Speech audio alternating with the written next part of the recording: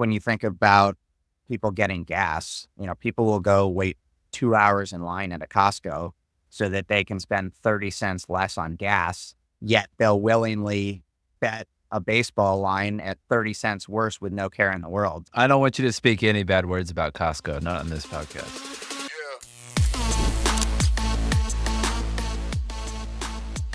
The Business of Betting podcast is presented by Optimove, the #1 CRM marketing solution for the iGaming industry.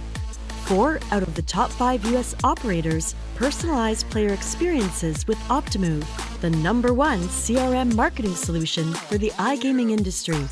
Learn more about Optimove by requesting a demo at optimove.com/businessofbetting. And if you like what you see, you will get your first month free.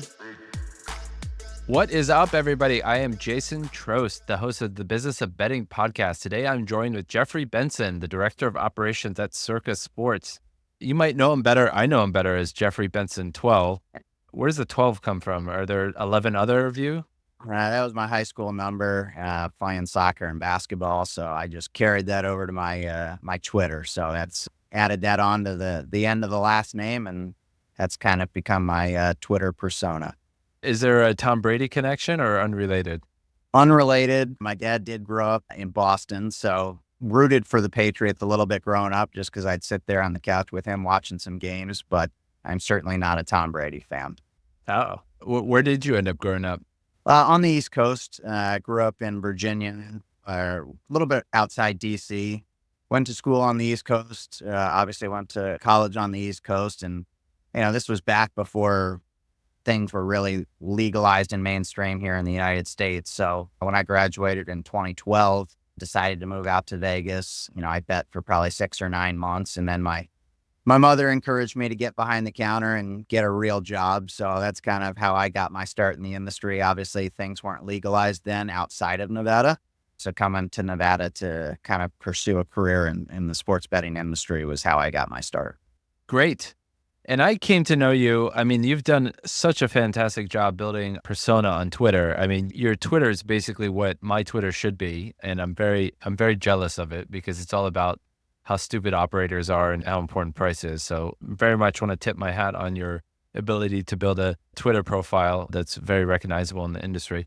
So I know you run Circa, and I know you are well known for taking sharp action. You're well known for high limits, and you're well known for going after other sportsbooks for banning winners and limiting other players.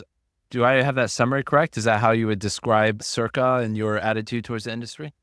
Yeah, I think that's a correct summation of everything. I think a lot of credit to Matt Metcalf, who was our former sportsbook director. He really had the vision for what Circa Sports is today, and I'm really excited I got to be a part of helping him build that vision. I think for us, when we opened the doors, our goal was to take bets and to take bets from everybody. And I think we've succeeded so far in doing that. Obviously, we have a long way to go to continue being more of a mainstream player, but our goal is what some would quantify as more of the sharp book model, is to take on all comers, have great pricing, have the biggest limits, and welcome all bettors, whether they're recreational or whether they're sharp. And I think with our model, the state that we're in and the people that are welcome to bet at our shop, I think we've done all of those things. As for kind of my outspokenness on maybe the industry as a whole and how other operators operate, obviously, as somebody who bets and as somebody who is a part of a book that takes big bets, certainly frustrating to see when people get cut off or limited at other places. I also think there's some self-serving there in the sense that if I can call out DraftKings or PointsBet or whoever for limiting players, I'm in essence highlighting some of what I think Circa's value propositions are. So, it may be that meme of the old man who yells at the cloud.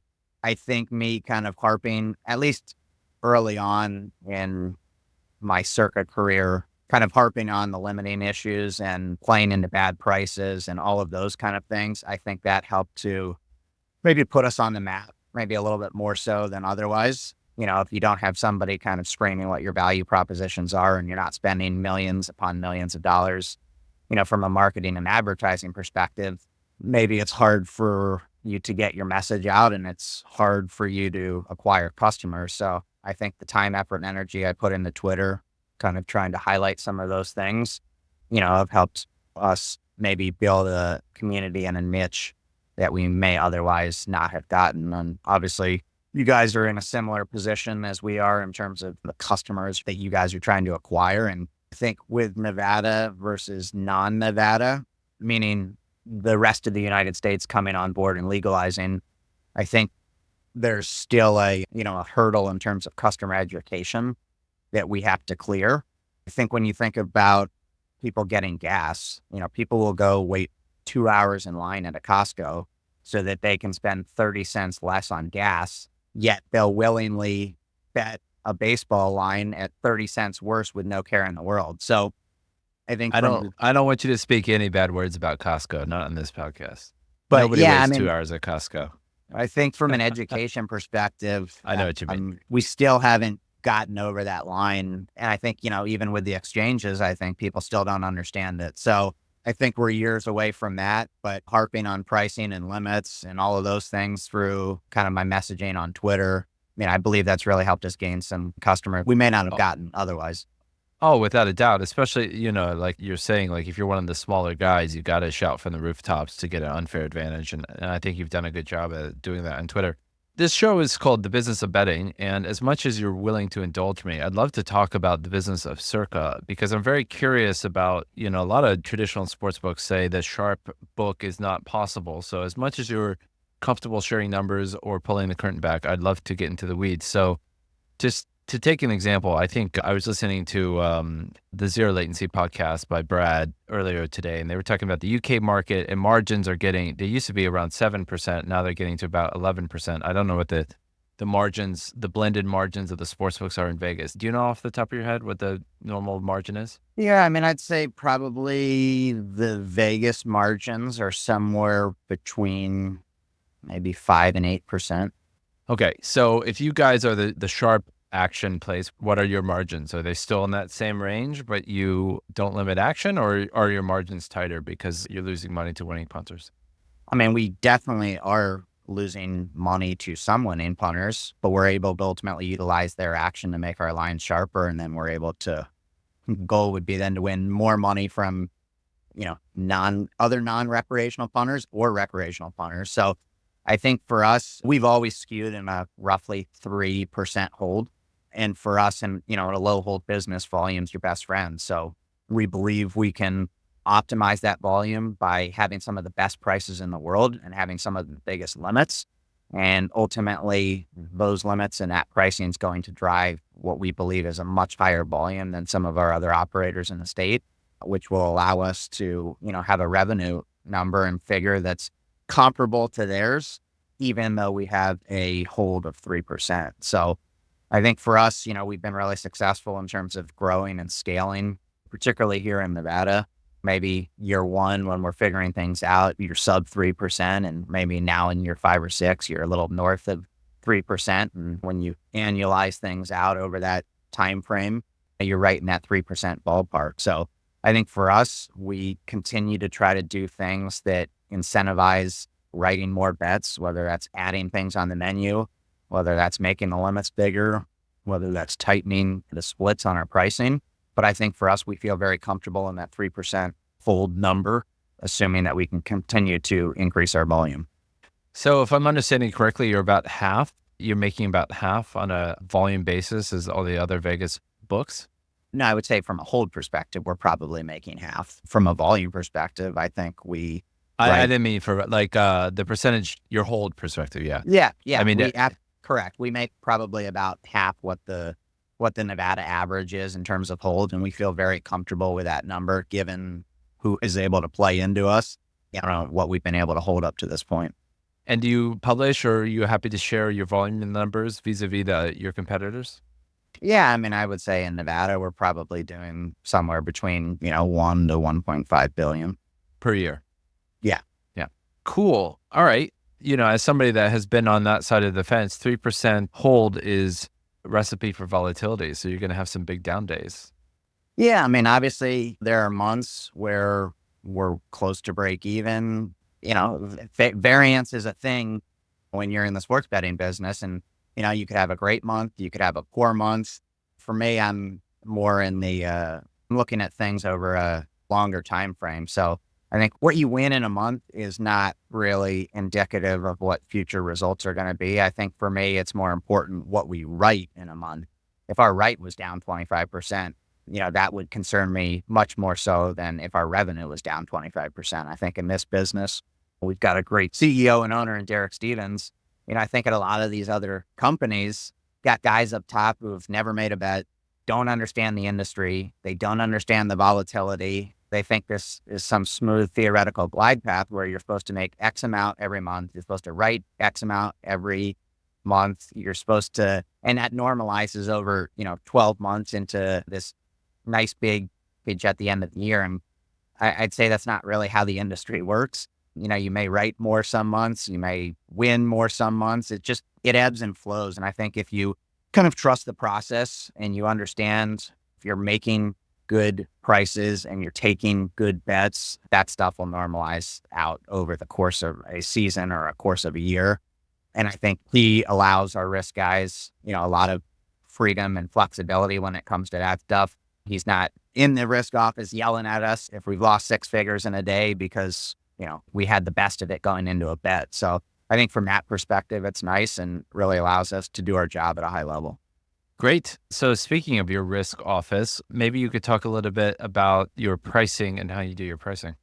Yeah, I mean, I think for us, it's a little bit different, obviously, than maybe what you guys do from an exchange model where it's a little bit more peer-to-peer. Obviously, we're the house. And as most are aware who know and understand Circa Sports, we welcome all players. So I think for us, we're considered a market maker, much like Pinnacle, Chris, Bet Online, some of the other sharper books in the industry. And we try to originate as many things as we possibly can. I think one of the things that comes to mind would be college football openers on Sunday that go up mid-morning here on the West Coast. We're really the first seminal number in the world when it comes to opening college football. And Matt, who, like I mentioned, was our former director, he commented many a times, it doesn't really matter what your opener is. It's, how quickly can you get to your closing price and how efficiently can you do it? So I think for us, we've got a lot of guys who have a ton of experience within the industry, and whether that's, what they have in their brain, models, power rankings, combination of that,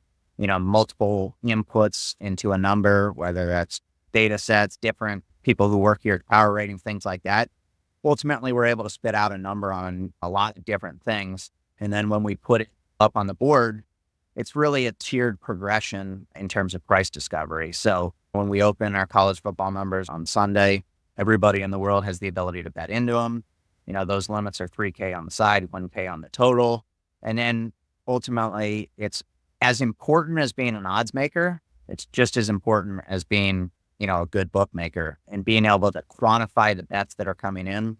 How far are you moving? If we have you profiled as sharp, you make a limit bet. What are we moving on your bets versus somebody we have maybe not profiled as sharp as you? So that's kind of the cat and mouse game, the puzzle behind it all. You want to get to that closing number as quickly as possible, and by taking the least amount of bets to get there and being as efficient as possible. So if you open 3 and you close 8, ideally you don't want to take 10 bets on the same side to get to 8. You want to be able to find the guys that you respect, move the numbers aggressively, and try to write some money on the other side so that you can book to your sharp guys. So like I said, the whole week is a price discovery process. I think we have some of the best bookmakers in the world. Obviously, we have access to the best bettors in the world. And I think with anything, the higher our limits are, the better the information we're going to get. If our limits weren't high enough, we weren't properly compensating our bettors for their time and their information, they're just going to dummy us and fake the market and then bet bigger elsewhere. So like I said, it's fascinating stuff. I think we have one of the best risk rooms in the business, and every market and every event that we open is a new opportunity to learn things and get better. And I appreciate some of this might be commercially sensitive, so feel free to punt if you don't want to answer any questions. But how big is your risk room? Yeah, we have probably, I'd say, 20 to 25 guys who work in our risk room. Not all of them are, pricing things. Not all of them are necessarily booking things. I think there's certain people who are better odds makers. I think there's certain people who are better bookmakers. And then obviously we have a combination of people who certainly do both. But yeah, I think the art of odds making and the art of bookmaking can be two very different things. Got it. So you have 25 people split between trading and pricing. That's what I would call it. But in your words, they're bookmaking and odds making, which Yeah. I've never heard anybody say it like that, but it makes sense. You said you try to originate as much as you can, and you said you guys are, near the top of the pile, if not the top, for originating football prices. But like, what are some other things you originate, or what are some things you don't originate? Yeah. I mean, Jeff Davis, he does a lot of our golf. We try to originate as much golf as we can. We try to he originates all of our NHL, does a lot of college baseball. Chris Bennett, he's our director of risk. He originates all of our MLB markets. We go up, at first in the world a lot of times with MLB. We have a number of different markets that we try to originate. I would say that, mostly American sports is what we focus on. Some of the stuff that we're more or less looking at the screen and not originating would probably be some of the more European sports, particularly soccer and things like that, which I know are big where you're at. But I would say more of our focus would be on sides, totals, money lines for the major markets in American sports is, what we're primarily originating. Props, derivatives, and the non-American sports are stuff that we probably get a little help with. Got it. And what tech stack are you running on? Did you build the sportsbook yourself, or are you using something from another company? Yeah, we work with Stadium. They are the tech stack that we have currently. They're part of Entain, right? Correct. I think BetMGM uses them as well, kind of a spinoff there. So they're our tech provider, although we're working on, our own tech, trying to bring that stuff in-house eventually as we certainly understand we need to automate more things to increase the size of our menu, whether that's props, derivatives, the number of different in-games we're doing and things like that. So certainly working to increase the menu size in the future, certainly working to better our tech, and certainly working to automate more things. Ideally, we'd love to have an auto mover. We're doing a lot of things by hand manually right now. And I think if we're able to ultimately bring some of those things on board, I think that'll certainly help us to grow and scale as we look to enter into more than the 5 states we're currently operating in the future. I just want to have a quick note. For those of you that are listening that don't know what origination means, it just means you're putting up a price before everybody else. So you're saying that this market is at this price. And I would add on to that maybe if you don't necessarily go first, you're not necessarily just hanging market numbers, that you're hanging the numbers that you think are correct. Yeah, I mean, there's certainly a number of different times where we're not necessarily first on screen, but when we go on screen, obviously the number's going to come to us pretty quickly. So I think that's kind of another key point to add. And I don't know if this is Vegas terminology, but by on screen, do you mean like Don Best and it goes out to the market, or are you talking about your physical screen in the casino? Now, Don Best, unabated, spank odds, any of those odd screens, once the Circa number hits the board per se or the screen and that number is visible, I think you see maybe a lot of the more recreational shops kind of come to our number. And Stadium, I know that they manage the tech for taking bets in person in the retail scenario, but do they also do online and remote, in like the states that you're operating in are using Stadium tech to take bets as well? Yeah, they run our mobile app as well. Cool. Thanks for sharing those details. That's very interesting. So if I were to, and this is hyperbolic in order to kind of get your reaction, if I were to push you a little bit, I might say you guys sound like you have the right perspective. I mean, from my opinion, because I'm all about price and fairness and all that kind of stuff, but it feels old fashioned. You have a bunch of guys. It's kind of the old school Vegas model. Whereas I kind of come more from a stock trading perspective of like, there's numbers and, like the algorithm that we use to trade, like doesn't know ping pong from football, from soccer, from, it just trades the numbers. And the advantage I think that a system like ours has is that you can price things like real time, 24 hours a day. You don't need a lot of human intervention. For example, We have people for our risk division, and we make a lot of our money from taking bets ourselves. We might have one or two people that are watching it at a given time, which is probably for the volume that we do is got to be probably the smallest in the industry because we've automated everything. So what would your response be to some asshole podcast host that's saying you sound quite old fashioned? I would say we're definitely old fashioned.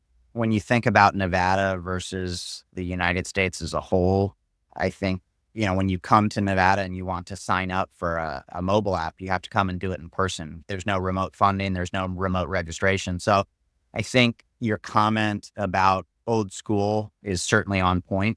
I would say that, Nevada's kind of in the Stone Age when it talks about the software that we use, what is and isn't allowed. So I do think, to some degree that's held us back. And for us to be in the DraftKings FanDuel conversation, or even just, a bigger conversation than what we're at now, we have to have better tech. We have to increase our menu size. We have to automate more. So I think those are all problems that we're certainly working on.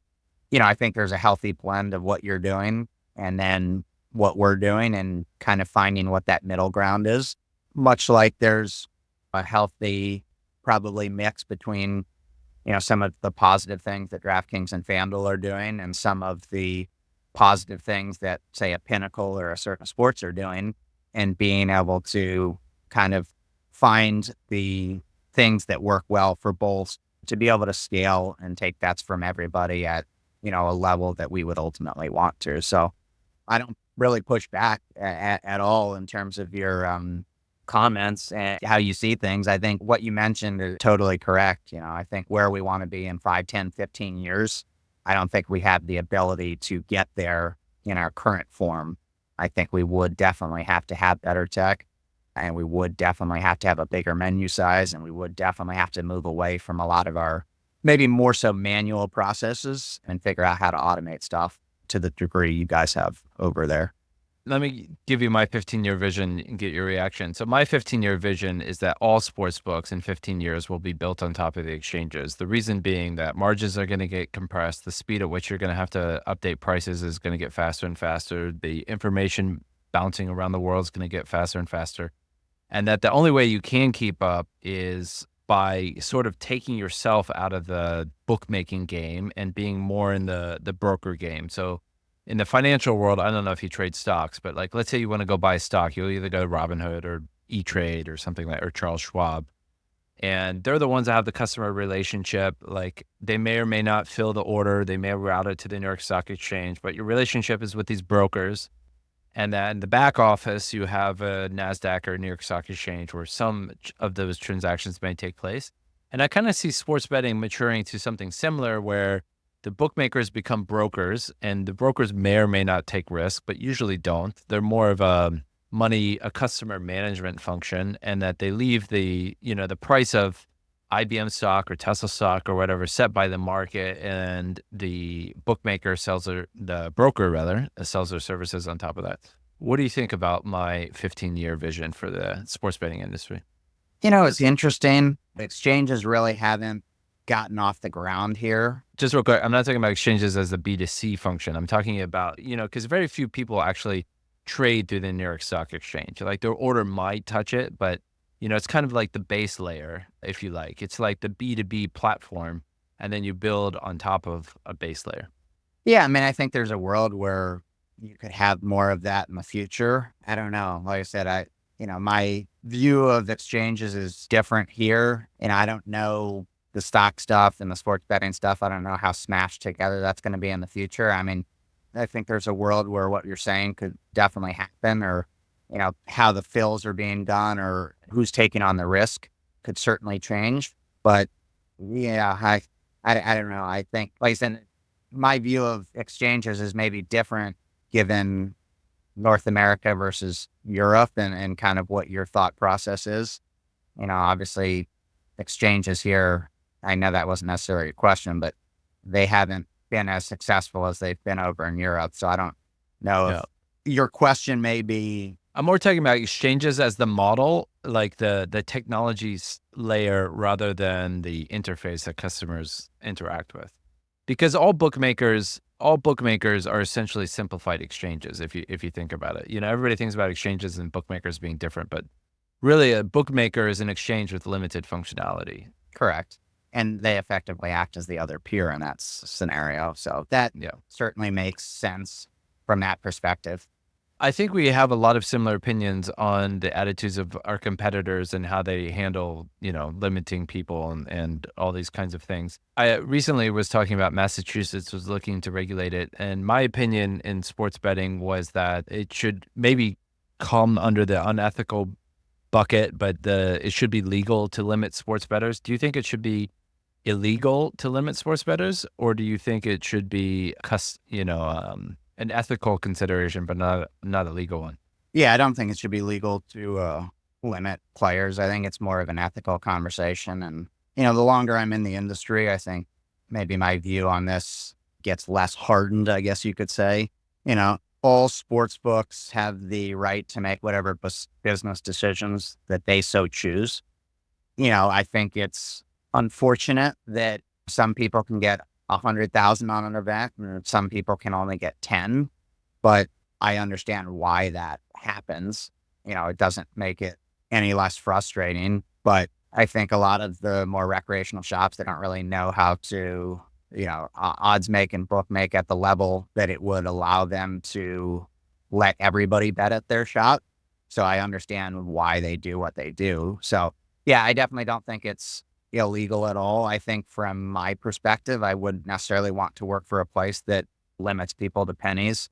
I think for me, the fun of the job is taking on everybody and allowing everybody to bet and coming to a place where somebody can walk up to the window and ask for X on this market. And, we're ultimately able to give them the fill. I think that's a fun part of the job. Getting into the sports betting business, I got into the sports betting business to take bets, not to not take bets. So yeah, I definitely don't think it's something where it's illegal.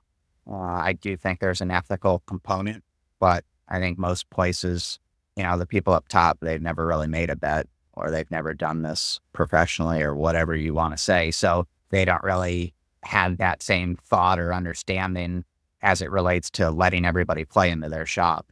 They're just looking at a P&L statement and, they're thinking, how can we make the most amount of money? And having guys like the Shipper or the Spankies or the Rufuses of the world, probably not going to help their bottom line. Before I let you go, what do you want to be when you grow up?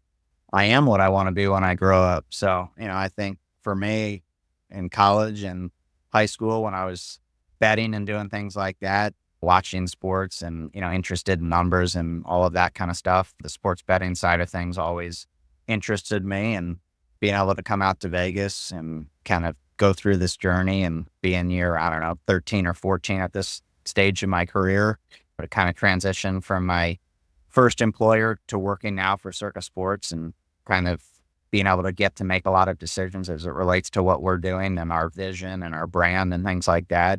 Yeah, I'm really happy with where I'm at and, where we're going. And yeah, I would say I kind of got to do what I wanted to do when I grow up.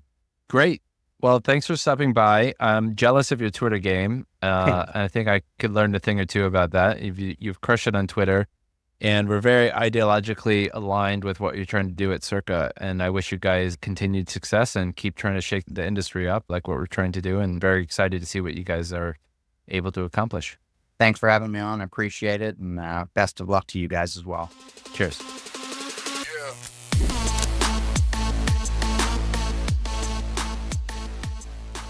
The Business of Betting podcast is presented by Optimove, the #1 CRM marketing solution for the iGaming industry. 4 out of the top 5 U.S. operators personalize player experiences with Optimove, the #1 CRM marketing solution for the iGaming industry.